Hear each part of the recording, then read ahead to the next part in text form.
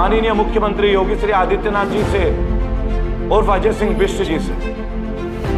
Yogi ji, corona काल में क्या बैकअप दिया आपने उत्तर प्रदेश के उन तमाम व्यापारियों को?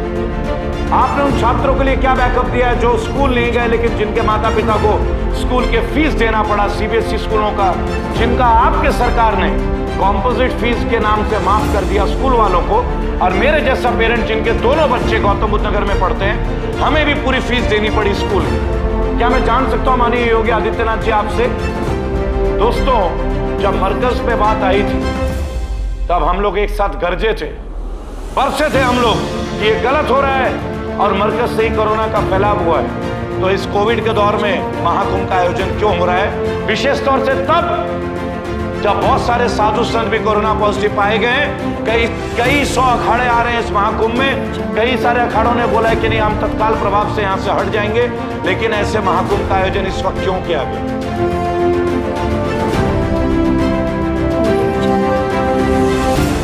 हाँ जी, जय हिंद, जय भारत। मैं रेबल सदानंद पति।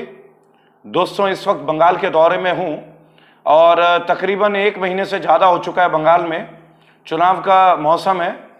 कुछ वस्तुतः बातें जो आप लोगों के बीच आना पड़ा मुझे, और शायद आज भारतवर्ष का हर एक नागरिक इस दौर में कहीं ना कहीं बातचीत करने के लिए विवश है। दोस्तों, ये समझ में नहीं आ रहा है कि कोरोना है, कोरोना का एग्रेशन है हमारे ऊपर, या गवर्नमेंट का एक एग्रेशन है हमारे ऊपर। अभी तक ये बात हमें समझ में नहीं आ रही है। बहुत लोगों के मन में एक सवाल उठ रहा है।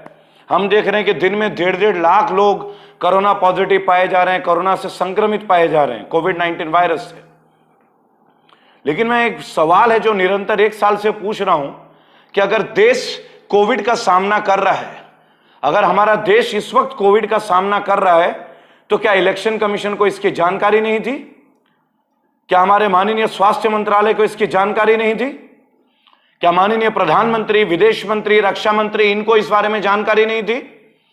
और सबसे बड़ी बात है कि इस कोविड के काल में जब हम देख रहे कि सेकेंड वेव, और ये कहा जा रहा है कि सेकेंड वेव जो है पहले वेव से ज्यादा पावरफुल है, एक बात आपको ये भी समझना होगा।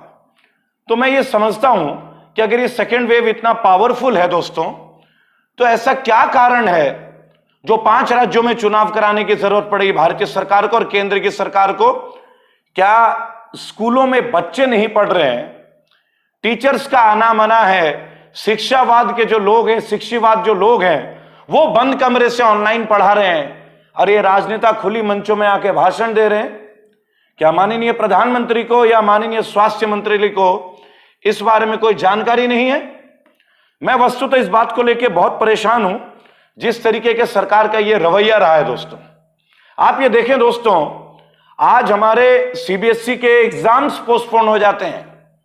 आप देखिए, स्कूल बंद हो जाते हैं, कारखानों में स्थिति खराब है, शिफ्ट वाइज काम बंद कर दिया गया है। कई सारे राज्यों में अजीब सी स्थिति है, नाइट कर्फ्यू है, डे कर्फ्यू चल रहा है, वीकेंड कर्फ्यू चल रहा है। एक चीज है दोस्तों, जो इस सरकार का रवैया हम निरंतर देख रहे हैं। जब कोविड स्टार्ट हुआ था तब भी इन्होंने चालान किया था, और अब ताजा उदाहरण उत्तर प्रदेश सरकार का कि अब कोविड में अगर आपने मास्क पहनना किसी से गलती से अगर छूट भी गया तो पहली बार में 1000 का चालान, और दोबारा अगर वो मास्क पहनते हुए ना पकड़ा जाए, अगर वो ना पहने हुए पकड़ा जाए तो 10,000 रुपए का चालान। ये क्या है दोस्तों? मैं भारतीय नागरिकों से, अपने तमाम भारतीय भाई बहनों से सवाल करना चाहता हूं आज कि क्या आप लोगों को यह अनुचित नहीं लगता? क्या अपने मन की बात करना देशद्रोह की भावना जन्म देती है? हम जानते हैं कि लॉकडाउन की स्थिति में हमारे पास रोजगार नहीं रहा दोस्तों, टैक्सी उद्योग बुरी तरह प्रभावित रहा, कोचिंग इंस्टीट्यूट बंद रहे, जिम के जो सस्ता है वो बंद रहे, कसरत खाने बंद रहे, छोटे छोटे जो खुदरा व्यापारी उनकी दुकानें बंद रही, सब्जी वाले बेचारे परेशान रहे, मंडियों में दुकानें बंद रही, ग्रोसरीज की दुकानें बंद रही, कितनी ही परेशानियों को जूझते रहे लोग। और अब इनका वही चाल, वही चलन, फिर से 1000 रुपए का चालान उत्तर प्रदेश में, और अगर पहली बार पकड़ा जाए तो 1000, दूसरी बार पकड़ा जाए तो 10,000। मैं पूछता हूं माननीय मुख्यमंत्री योगी श्री आदित्यनाथ जी से उर्फ अजय सिंह बिष्ट जी से, योगी जी, कोरोना काल में क्या बैकअप दिया आपने उत्तर प्रदेश के उन तमाम व्यापारियों को?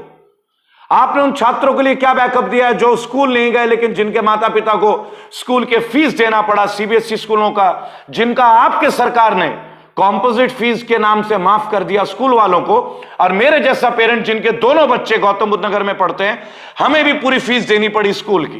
क्या मैं जान सकता हूं माननीय योगी आदित्यनाथ जी आपसे, क्या मैं एक प्रश्न कर सकता हूं माननीय शिक्षा मंत्री से, मिनिस्ट्री ऑफ एजुकेशन से, क्या मैं सवाल पूछ सकता हूं कि जब स्कूल बंद रहे, उनके जनरेटर बंद रहे, उनके खर्चे कम रहे, 50% से ज्यादा उनका खर्च कम रहा, उन्होंने अपने टीचरों को पूरा सैलरी नहीं दिया, तो हमारे जैसे अभिभावकों से, हमारे जैसे पेरेंट्स से उन्होंने पूरा फीस क्यों लिया? आपने हमारे लिए क्या किया? अपने राज्य के नागरिकों के लिए क्या किया? योगी आदित्यनाथ जी, धार्मिक बातें नहीं करूंगा मैं, एक पढ़ा लिखा नागरिक को, धर्म को मैं यहां रखता हूं, मैं मस्तिष्क में नहीं रखता, मैं धर्म को अपने दिल में रखता हूं, हृदय में रखता हूं, क्योंकि ऐसा मेरा मानना है कि जब धर्म दिमाग पे चढ़ जाए तो व्यक्ति अपनी सोच की भावना को खो देता है। मैं धर्म का पालन करता हूं, अधर्म से दूर रहता हूं, मैं आपका भी सम्मान करता हूं, माननीय मोदी जी का भी सम्मान करता हूं, लेकिन आप लोगों के कार्य प्रणाली ऐसे है नहीं कि हम उनको मान सके। आपने देखा उत्तर प्रदेश जो है अब महाराष्ट्र के बाद दूसरे नंबर पे आ चुका है, कोविड के केसेस में लगातार मौतें हो रही हैं, शमशान घाट में आज लाइन लगी हुई है, ऐसा आज मीडिया बता रही है। लेकिन मेरा एक मन में ही मन एक सवाल जन्म देता है लाखों करोड़ों भारतीयों के मन में कि ये सारी मौतें केवल कोविड से हो रही हैं, तो क्या बाकी सारी बीमारियां गायब हो गई हैं? क्या लोगों को हार्ट अटैक आना बंद हो गया है? क्या लोगों को लंग्स कैंसर वगैरह से बीमारियां खत्म हो गई हैं? यानी अब केवल कोविड रह गया और कोई बीमारी हमारे देश में नहीं रहा।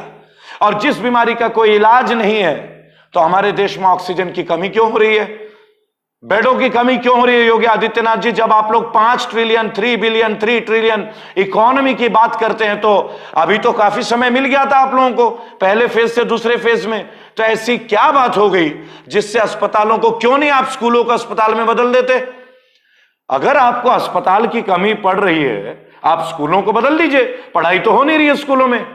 जब इलेक्शन होता है तो आप सीआरपीएफ, सीआईएसएफ, आरएफ के जो बटालियंस होते हैं उनको प्राइवेट स्कूलों में दे देते हैं। ऐसा कई बार हुआ है, कोई नई बात नहीं कर रहा हूं मैं, लेकिन नहीं दोस्तों, सबसे बड़ा दुख का विषय केवल एक है और कोई बात नहीं, जिस चीज को मैं मीन्स देख रहा हूं कि अब अभी महाकुंभ चल रहा है उत्तराखंड में, महाकुंभ।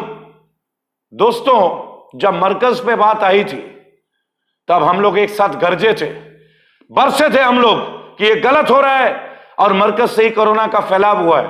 तो इस कोविड के दौर में महाकुंभ का आयोजन क्यों हो रहा है? विशेष तौर से तब जब बहुत सारे साधु संत भी कोरोना पॉजिटिव पाए गए हैं। कई 100 अखाड़े आ रहे हैं इस महाकुंभ में, कई सारे अखाड़ों ने बोला है कि नहीं, हम तत्काल प्रभाव से यहां से हट जाएंगे। लेकिन ऐसे महाकुंभ का आयोजन इस वक्त क्यों किया गया? क्या भारतीय सरकार के माननीय स्वास्थ्य मंत्री डॉक्टर हर्षवर्धन इस सवाल का जवाब 135 करोड़ भारतीयों को देने में सक्षम होंगे? एक और आप कहते हो कि नाइट कर्फ्यू, एक और आप ये कहते कि घरों से ना निकलें, और एक और आप उत्तराखंड हरिद्वार में महाकुंभ का आयोजन करते। मैं स्वयं एक हिंदू हूं, लेकिन एक पढ़ा लिखा, एक शिक्षित, एक साक्षर हिंदू हूं। यह सवाल मेरे मन में भी जन्म लेता, हालांकि मैं कोरोना पे पूरी तरह यकीन नहीं करता, क्योंकि ऐसा मैंने आप लोगों से सीखा है। अगर कोरोना होता तो आप इलेक्शन नहीं करवाते, अगर कोरोना होता तो अमित शाह लाखों की तादाद की भीड़ नहीं करते, अगर कोरोना होता तो मोदी जी इतनी बार की रैली में बंगाल नहीं आते। मुझे इन सवालों का जवाब चाहिए, लाखों करोड़ों भारतीयों को इन सवाल का जवाब चाहिए। आप जब तक इन सवालों का जवाब नहीं देंगे, हम दंड क्यों भुगते? हम क्यों आपको चालान दें? चालान आप लोगों को क्यों ना किया जाए? आप लोगों को दंड क्यों ना दिया जाए? आपकी सरकारी व्यवस्था फेल हुई है, इसके ऊपर आपको ऊपर जुर्माना क्यों ना किया जाए? तमाम मंत्रियों को क्यों ना जेल भेजा जाए? केवल नागरिक, केवल भारतीय नागरिक जुल्म क्यों सहे? इन नेताओं को क्यों ना जेल भेजा जाए जिन्होंने रैलियां की है? कौन देगा जवाब? जवाब चाहिए हमारे देश को, जवाब चाहिए हमारे युवाओं को। मेरे देश के वीर फौजी आज तिरंगों को सैल्यूट करना चाहते हैं, लेकिन आज मेरे देश का वीर जवान कफन में लौट के आता है, तिरंगे में लपट के आता है, और उनके मां बाप अपने अश्रुपूर्ण आंसुओं से उन्हें मिलते हैं जब वो शहीद हो जाते हैं। 56 इंच के सीने वाले प्रधानमंत्री ने कहा था, मैं 1 इंच जमीन भी नहीं छोड़ूंगा चाइना से, यह कहा गया था। आज बॉर्डर पे रोज हमारे सैनिक शहीद हो रहे हैं। आज छत्तीसगढ़ में हमारे कितने लोग वीर गति को प्राप्त हो रहे हैं, शत विशत हो रहे हैं उनके शव। जब आप एक इंच जमीन नहीं छोड़ सकते तो मेरे वीर शहीदों के माता पिता उनका शरीर का आधा हिस्सा कैसे छोड़ रहे हैं? उनके लिए आप क्या जवाब देंगे? कहां है रक्षा मंत्री राजनाथ सिंह? आप कब जवाब देंगे? कब आप बाहर आएंगे? आखिर कब तक ये देश आप लोगों के जुमलों को सहेगा? कब तक?